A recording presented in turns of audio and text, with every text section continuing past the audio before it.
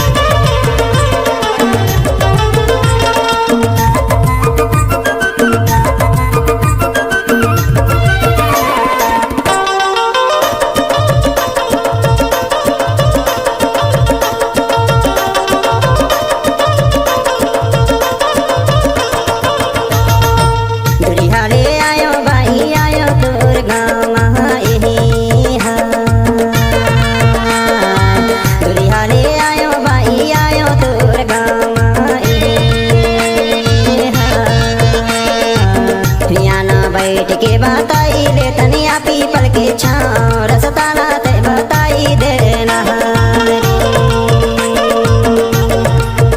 याना बैठ के बताई दे तनिया पीपल के छाँव रसताना ते बताई देना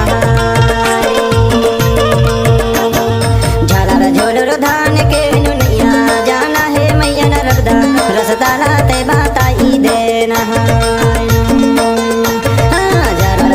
धान के नुनैया जाना है मैया नरबदा रसताना ते बताई देना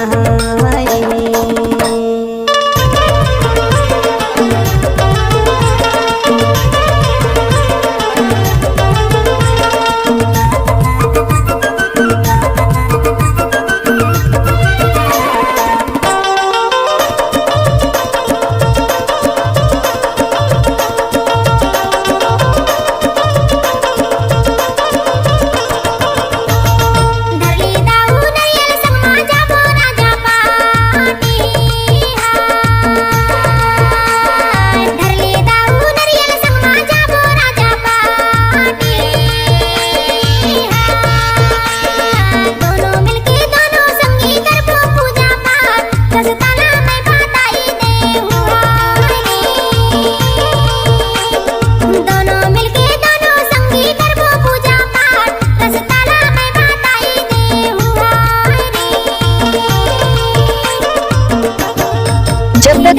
चांद रहेगा तब तक हरी भाई गांव समनापुर वाली का यूट्यूब में नाम चलते ही रहेगा।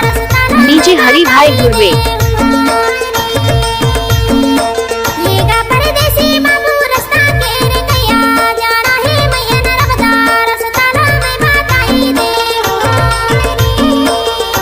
रसताना ते बताई देना भाई,